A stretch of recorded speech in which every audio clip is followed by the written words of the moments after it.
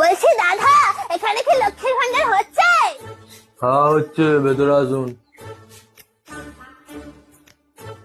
হ্যাঁ, তা বয়স কত আছে? কেন, আমাকে দেখে বয়স বোঝা যাচ্ছে না? ওরম ভাবে হয় নাকি? দেখি আধার কার্ড বার করুন দেখি। আসলে না, আমি আধার কার্ড নিয়ে বাইরে কোথাও যাই না, কারণ ছবিটা কিরকম পেছনের মতো এসছে, তাই আধার কার্ড আনিনি।